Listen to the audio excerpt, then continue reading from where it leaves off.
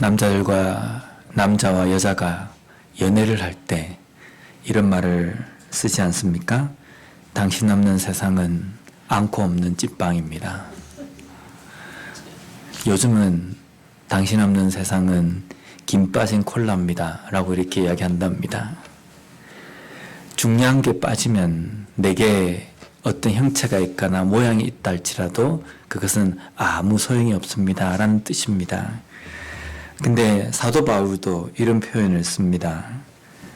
아무리 신령한 은사를 가졌다 할지라도 사랑이 없으면 그것은 않고 없는 찐빵이고 김 빠진 콜라다. 그래도 김 빠진 콜라는 달달해서 먹기라도 좋지만은 사랑이 없는 은사는 아무것도 아니다 라는 표현을 썼습니다. 그래서 어떻게 보면은 모든 은사보다 사랑이 중요하다라는 것을 우리가 고린도서 13장까지 오면서 우리가 깨달은 겁니다. 그런데 모든 은사보다 사랑이 중요하다는 것을 사도 바울이 강조한 것이 아니라 은사보다 사랑이 더 우위에 있다는 그 뜻이 아니라 은사를 우리가 발휘하고 은사로 우리가 사역할 때 중요한 것은 반드시 사랑이 동반이 되어야 된다라는 것을 강조하는 겁니다.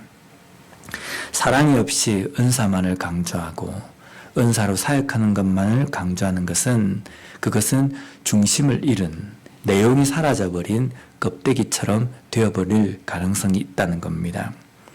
오늘 본문에 보면 사도 바울이 그 은사에 대해서 다시 한번 강조하는 내용을 기록하고 있는데 1절 말씀을 한번 보면요. 사랑을 추구하며 신령한 것들을 사모하되 특별히 예언을 하려고 하라. 여기 보면 먼저 전제 조건이 사랑을 추구하라 라고 이렇게 되어 있습니다. 사랑을 추구하다 라고 할 때 이 추구하다라는 이 동사는 헬라어로 디오코라는 단어입니다. 이 디오코라는 말에서 파생된 이 추구하다라는 이 단어는 어떤 데 사용되냐면 사냥꾼이 짐승을 잡으려고 쫓아갈 때 추적하다, 몰아간다 라는 그 뜻입니다. 사냥꾼이 잡을 짐승을 쫓아갈 때 어떻게 쫓아갑니까? 모든 관심을 거기에다 집중합니다. 다른 것에는 다 끊어버리고 오직 도망가고 있는 그 짐승을 잡기 위해서 내 시야와 그리고 청각과 모든 것들을 다 거기에다 집중을 합니다.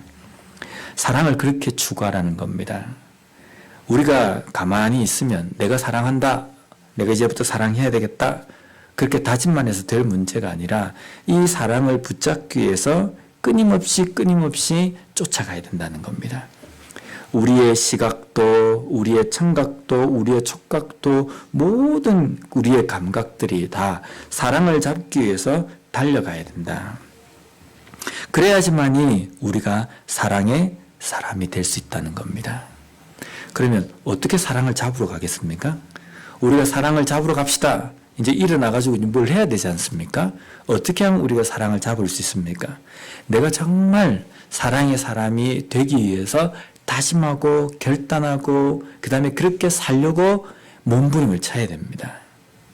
그런데 지금까지 우리가 그리스도인으로서 사랑의 사람이 되기 위해서 얼마나 우리가 몸부림을 쳤습니까? 그런데도 안 되잖아요. 미워하는 사람은 미워하는 사람 그대로, 관심이 없는 사람은 관심이 없는 사람 그대로 그냥 내버려 두게 된다는 겁니다. 그래서 우리는 내가 다짐하고 결단하고 내가 그렇게 사랑의 사람이 되려고 해도 그런 삶을 살 수 없을 만큼 연약한 존재이기 때문에 하나님 앞에 끊임없이 하나님, 내가 사랑의 사람이 될 수 있도록 나를 붙들어 주시고 사랑을 할 수 있는 삶이 될 수 있도록 하나님 저에게 힘을 주십시오라고 기도해야 된다는 겁니다.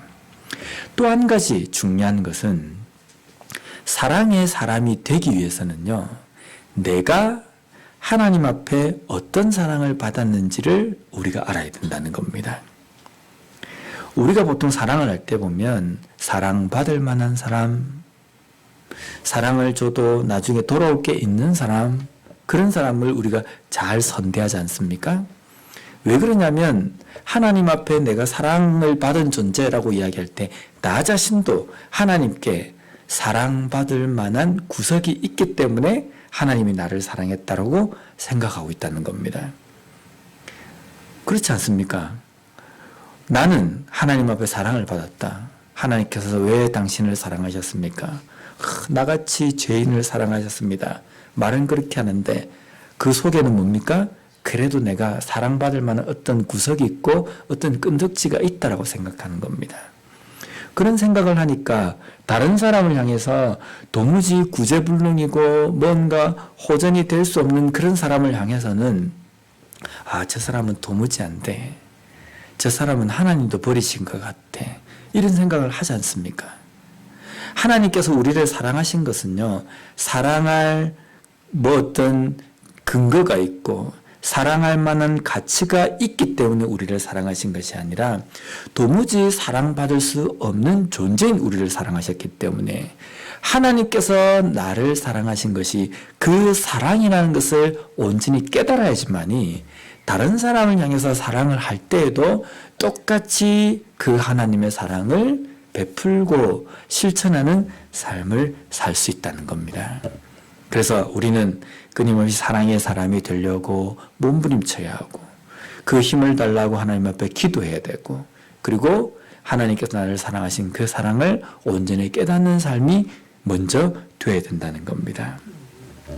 그런데 오늘 사도 바울이 고린도 교회에 사랑을 추구하라 라고 이렇게 했으면 이제 끝났습니까?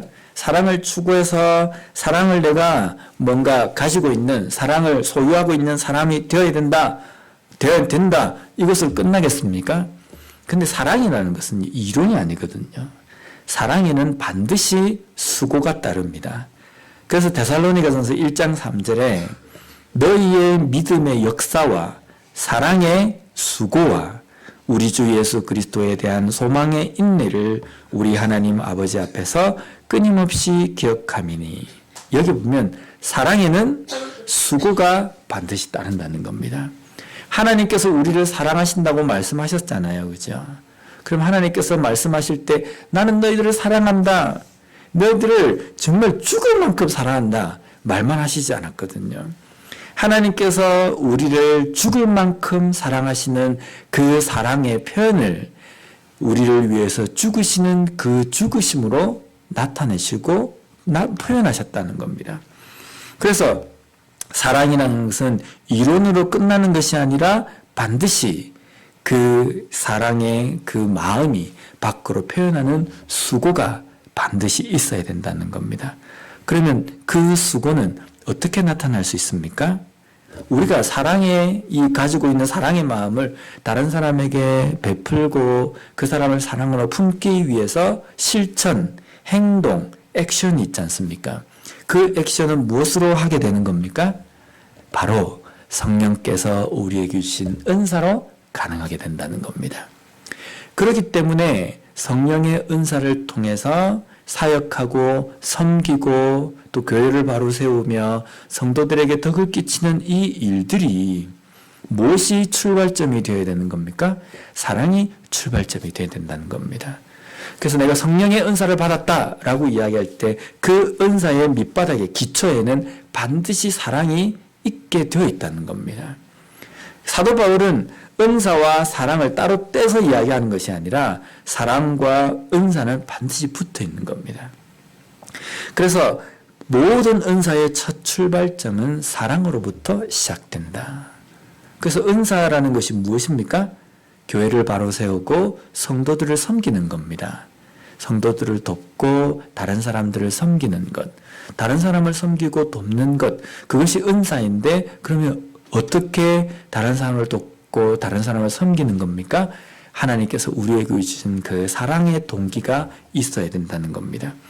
그래서 우리 속에 사랑의 동기로 되어지는 것, 내 마음속에 사랑의 수고로 인하여서 나타나는 것, 그것이 곧 은사라고 이렇게 이야기할 수 있다는 겁니다. 그래서 사랑을 추구하며 신령한 것들을 사모하라고 말합니다. 근데 오늘 또 보면은 바울은 특별하게 예언을 하려고 노력해라. 힘쓰라라고 이렇게 이야기합니다. 예언이 뭡니까? 예언은 미래의 일을 말하는 뭔가 계시, 어떤 이런 것으로 이렇게 생각하는데, 예언은 하나님의 말씀, 하나님의 뜻을 전하는 겁니다. 하나님의 말씀과 하나님의 뜻을 다른 사람들에게 전하는 것. 그래서 그 사람들이 하나님의 말씀에 제대로 서고 그 제대로 선 그 길로 걸어갈 수 있도록 돕는 것. 그것이 예언입니다. 사도 바울은 지금 예언과 방언을 비교하고 있습니다. 방언은 지 혼자밖에 모른다. 근데 예언은 그것이 입으로 나옴으로 인하여서 다른 사람들이 하나님의 말씀을 깨닫고 말씀으로 돌아올 수 있도록 만들기 때문에 다른 사람에게 덕을 끼친다는 겁니다. 근데 이 말씀만 얼핏 보면은 사도 바울이 예언과 방언 두 가지를 저울질해서 예언이 더 큰 은사고 방언이 조금 못한 은사인 것처럼 이야기하지 않습니까? 근데 그렇지 않습니다. 지금 사도 바울이 이야기하고 있는 이 고린도 교회의 실정이 어떤 실정이냐면 한국 교회하고 똑같습니다. 한국 교회에서도 은사 이러면 뭐 먼저 생각합니까? 은사 이러면 방언이거든요. 당신은 성령의 은사를 받았습니까? 그러면 예, 받았습니다. 아니, 안 받았습니다. 이 판단 기준이 뭐냐면 방언을 받았느냐 안 받았느냐 이거 가지고 이야기하거든요. 근데 성경을 보면 성령의 은사에 대해서 방언만 있는 것이 아닙니다. 가르치는 은사, 또 예언하는 은사, 뭐 섬기는 여러 가지 은사들인데 그 은사는 다 그냥 덮어도 버리고 방언 이것만을 이야기하는 겁니다. 한국 교회도 똑같지 않습니까? 고린도 교회도 똑같았습니다. 모든 은사 중에 방언이 제일 큰 은사다. 이렇게 생각하고 있는 그 고린도 교회에 사도 바울이 이야기하는 방언이 무엇이냐? 나도 알아듣지 못하는 그 말로서 하나님 앞에 기도하는 그것이라고 한다면 나도 내가 한 기도를 알아듣지 못하지 않느냐? 그렇지 않습니까? 방언을 하면 방언을 내가 입으로 말하지만 내가 지금 무슨 기도를 하고 있는지 모릅니다. 어떤 분은 그 방언을 하면서 내 머릿속에 내가 지금 이 기도를 한다라고 생각해야 된다라고 이야기하지만 그렇지 않아요. 방언을 내가 입으로 하고 있지만 내가 하는 기도가 아니라 내 입이 그냥 터져 나와서 하나님 앞에 내가 알지 못하는 언어로 기도하는 겁니다. 그러니까 나도 그 뜻도 모르고 그 방언을 듣는 사람도 그 뜻도 모릅니다. 그런데 예언은 어떻습니까? 선지자들이나 또 하나님의 말씀을 또 깨닫고 그것을 선포할 때 보면 그 선포된 말씀을 통해서 나도 깨닫고 듣는 사람도 깨닫게 되는 겁니다. 제가 알고 있는 어떤 분이 이 방언을 기도하다가 받은 겁니다. 한겨울날 기도실에 답답한 문제가 있어가지고 교회 기도실에서 기도를 하고 있는데 갑자기 하나님께서 방언의 은사를 주셔가지고 입이 터져 나온 겁니다. 그래서 한참 방언으로 막 기도를 하고 한 20분 정도 했겠다라고 생각하고 눈을 떴는데 5시간이 지난 겁니다. 밤새도록 기도한 겁니다. 그래서 이분이 방언의 은사를 받고 난 다음에 너무 좋아서 그 다음부터는 통성 기도할 때마다 주여 삼창어 기도합시다. 그러면 사람들이 막 통성으로 기도할 때 막 방언으로 기도했습니다. 그러니까 은혜 되고 막 좋은 겁니다. 그런데 문제는 그 기도의 내용을 자기도 모르는 거예요. 근데 이게 성령께서 주신 은사기 때문에 막 기도할 때 그렇게 방언으로 기도하니까 힘도 들지 않고 참 좋았다라는 겁니다. 그런데 이분이 어느 순간에 무엇을 깨달았냐면요. 어떤 때는 기도에 참석하면 잠만 오고 하기도 싫고 막 그럴 때에 기도는 뭐 주위의 눈 때문에 오래는 해야 되겠고 그러니까 방언으로 막 하다가 막 일어나고 그런 시간들이 계속되다 보니까 마음속에 무슨 생각이 드냐면 나는 기도 생활 한다라고 하고 있지만 마음이 너무 공허한 겁니다. 내가 무슨 기도를 하고 있고 내가 어느 기도를 간절하게 드리는지를 모르고 내가 하나님 앞에 이것을 내가 붙들어야 되겠다라는 그런 마음도 없이 그냥 눈만 감고 방언으로 하니까 내 마음에 열정도 없고 뜨거움도 점점 사라지기 시작한 겁니다. 그래서 이런 이야기, 나는 이제부터는 절대로 방언으로 기도하지 않겠다. 내가 어떤 기도를 하더라도 힘들더라도 몇 시간을 기도하는 것이 문제가 아니라 1분, 몇 초를 기도하더라도 정말 내 마음의 간절한 마음으로 하나님 앞에 기도해야 될 것이 무엇인지를 제대로 깨닫고 그렇게 내가 기도하겠다라고 이렇게 다짐하는 이야기를 들었습니다. 공감하십니까? 바울도 이와 같은 이야기를 하고 있습니다. 오늘 본문 19절 말씀을 보면요. 그러나 교회에서 내가 남을 가르치기 위하여 깨달은 마음으로 5마디 말을 하는 것이 1만 방언으로 말하는 것보다 나음이라. 이것은 사도 바울이 방언에 대해서 좀 이렇게 못하다라고 지금 평가하는, 평가절하하는 그 내용이 아니라 방언도 하나님의 은사입니다. 그런데 내가 교회 안에서 모든 사람들이 알아듣고 깨달은 그 5마디로 영혼을 위해서 애타하며 가르치는 그것이 더 소중하다라는 그 말을 지금 하고 있는 겁니다. 21절 말씀을 우리가 보면요.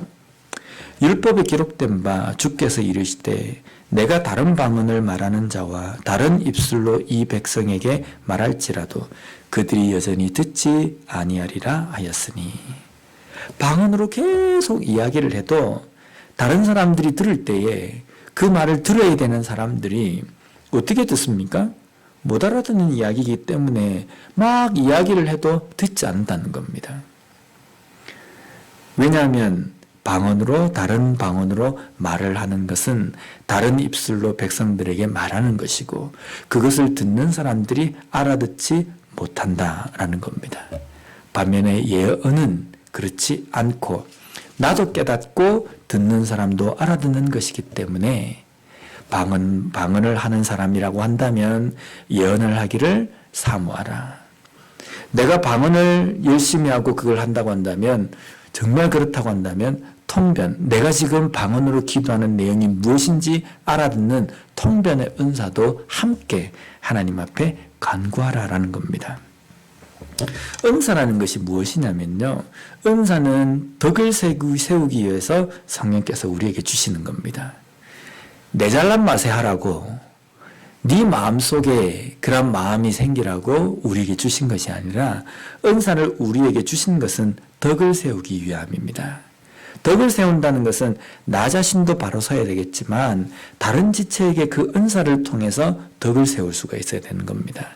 또 이 성령의 은사를 통해서 교회를 바로 세우는데, 교회에 어떤 좋은 영향력을 끼치는 데에 사용되어지는 것이 이 은사라는 겁니다. 그러면 방언도 그렇고 예언도 그렇고 병 고치는 은사도 그렇고 모든 은사들이 다 사람을 세우고 덕을 끼치는 데에 사용되어져야 된다는 겁니다. 그런데 만약에 이것을 우리가 깨닫지 못한다고 한다면요, 뭔가 외형적으로 나타나는 어떤 현상을 가지고 내가 이 정도 은사를 받은 사람이라고 비교하고 뻐기고 만약에 교만한다고 한다면 성령께서 우리에게 주시는 은사의 제대로 된 의미를 가지고 있지 못한 것과 똑같다는 겁니다. 그래서 우리가 내가 은사를 받았느냐 안 받았느냐 이것을 우리가 이야기할 때에는 내가 교회에 덕을 세우고 지체들을 섬기고 덕을 끼치는 데에 어떠한 영향력을, 어떠한 섬김을 내가 섬기고 있느냐라는 것을 보면 되거든요. 제가 어릴 때 붓글씨를 좀 배웠습니다. 그리고 펜글씨도 같이 배웠고 차트 글씨도 보기하고 좀 다르잖아요. 그죠? 그래서 글씨를 잘 씁니다. 이거는 제가 자랑을 해도 괜찮지 않을까라는. 그런데 어릴 때 그 붓글씨를 쓰고 펜글씨를 해서 글씨를 잘 적으니까 교회 일에 글 쓰는 일만 있으면 항상 불려다녔습니다.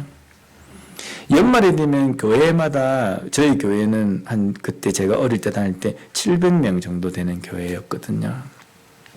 근데 그 교회에 보면 부서가 있으니까 그 부서나 또 조직 이런 데서 연말에서 연초로 넘어갈 때 되면 수료증이나 개근상 이런 것들 막 써야 되잖아요. 그러면 이 부서를 옮기는 이 명단이 되게 많거든요. 그러면 적어야 될 상장과 수료증이 되게 많아요. 그러면 12월쯤 되면은 선배가 저를 부릅니다. 그래서 딱 가보면 교회 그 강대상 밑에 보면 꼭 회계실이 있었어요. 그 회계실에 조그만 방이기 때문에 그게 난로를 켜놓고 이 형들 몇 명이랑 또 제 친구들이 또 이렇게 기다리고 있는 겁니다. 한 10명 정도 그 방에 모여요. 모여서 뭐 하냐면 저는 쓰고 자기들은 그 옆에서 간식을 먹고 있는 겁니다. 그래서 제가 이제 하나 일일이 다 씁니다. 그러면 자기들 뭔가 도와야 되는데 돕는 거면 도장 하나 찍는 거거든요, 그냥. 나머지는 전부 제가 다 적습니다. 다 적고 난 다음에 그냥 이것만 또 적느냐. 또 명부가 있잖아요. 그 명부 옛날에는, 지금은 컴퓨터가 다 하지만 옛날에는 손으로 다 적었거든요. 그게 명부를 또 적습니다. 그것도 적은 상장과 수료증을 뭐 몇 호 이래가 다 적는 겁니다. 이것만 한 게 아니고요. 부서에 총회가 끝나고 나면 회장, 부회장 뽑고 나면 그 회장 새로 바뀐 임원들을 큰 전지에다가 표를 그려가지고 이렇게 써서 벽에다 뒤에 게시판에다 붙이지 않습니까? 그것도 적고 주보도 손으로 다 이렇게 다 적었지 않습니까? 그것도 하고 또 주일 본문과 제목이 딱 정해지면 교회 입구에 보면 큰 게시판이 있었어요. 거기 보면 오늘의 말씀 이래가지고 그걸 붓글씨로 이렇게 딱 적는 겁니다. 잘 적지도 못하는데 그래서 조금 한다는 이유 때문에 매주 그걸 했거든요. 계속 그렇게 하다 보니까 이제 저도 한계가 있었던 것 같아요. 제가 좋게 한 고등학교 때부터 대학 때까지 청년 때까지 계속 불려는 이제 컴퓨터가 하기 시작할 때부터 제가 밀려나기 시작한 겁니다. 근데 막 하면서 어떤 생각이 드냐면요. 가만히 하고 있는데 보니까 옆에 형들이나 같이 일하겠다고 와 있는 사람들은 먹고 마시고 놀고 있는데 저만 손가락이 부러져라 아픔으로 계속 적는 겁니다. 왜 내만 해야 되지?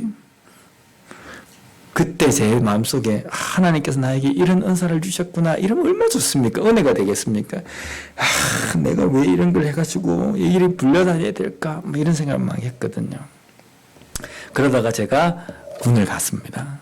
훈련소에 갔는데 훈련소에 이제 그 훈련을 마치고 난 다음에 자대 배치를 받기 위해서 이제 대기하는 그 부대가 있었어요. 그 부대에서 일주일 동안 이렇게 대기를 하는데 첫날 우리 신병들이 대기하는 거기에 누가 와가지고 혹시 여기서 글자 잘 적는 사람 이렇게 손들으라는 거예요. 제가 또 이렇게 거짓말을 못하지 않습니까? 선배들이 절대로 군대 가서 뭐 할 줄 아는 사람 손들으라고 하면 손들지 마라 그랬거든요. 그냥 무난하게 다른 사람들이 많은데 거기 있어야 된다. 그래서 고생 덜 한다. 그런데 저는 손을 들었어요. 그러니까 제가 손을 딱 드니까 나오라 그러는 거예요. 또 적을 줄 아는 사람 또 한 명이 손 들었어요. 그래서 2명이 불려간 데가 어디냐면 차트실입니다. 차트실이 어떠냐면 이 공간 한 절반 정도 되는 공간에 지금은 이렇게 PPT로 막 띄워지고 그러는데 옛날에는 우리 궤도 있잖아요. 어릴 때 성경학교 때 보면 그 궤도가 뭐 수십 개가 이렇게 있어요. 그래서 그 군인들 교육을 시킬 때 그 궤도에 모든 내용들 다 적어서 하나하나 넘기는 겁니다. 그런데 그게 너무 낡아가지고 찢어지고 막 이런 것들 때문에 위에서 명령이 내렸는데 새로 다 적으라는 겁니다. 그 양이 어마어마하거든요. 근데 그걸 이제 적으라는 겁니다. 그래서 저는 이제 생각했죠. 같이 간 그 차출된 걔도 글씨를 적을 줄 알기 때문에 같이 하면 뭐 금방 하겠다. 그런데 얘가 못 적는 거예요. 같이 온 친구가요. 야, 너 글자도 못 적는데 왜 손을 들었냐고. 거기 있는 것보다 어떻게 요라도 오는 게 좀 편할 것 같아가지고 손을 들어 왔다는 겁니다. 그래서 제가 너무 황당한 거예요. 그렇다고 제가 그 위에 있는 상관에게 고자질을 할 수도 없고, 그럼 너는 여기서 줄이나 꺼달라고, 전지에다 줄 꺼주면 내가 적겠다. 그 수십 개 되는 그 궤도 두꺼운 이걸 제가 일주일 동안 아침 먹고 시작해가지고 저녁 먹을 때까지 계속 적었습니다. 화장실 가는 시간 빼고는 나머지 애들은 밖에서 풀 뽑고 막 이러는데, 그러고 좀 쉬고 막 이러는 시간, 저는 쉬는 시간도 없는 거예요. 그때 그 하는 이야기가 글씨체가 다르면 안 되기 때문에 너가 다 적어야 된다. 그때 적으면서도 짜증이 너무 나는 겁니다. 옆에 같이 있는 걔 때문에도 짜증도 나기도 하고 내가 왜 이런 걸 내가 받아가지고. 근데 그때 마음속에 그 생각이 드는 겁니다. 교회에서 글씨를 쓰면서 봉사하는 것과 지금 내가 군에서 이 일을 하는 것과 똑같은 마음을 가지고 있는 겁니다. 이건 노가다다. 이건 일이다. 라는 생각이 드는 겁니다. 그러면서 문득 제 마음속에 그런 생각이 들었거든요.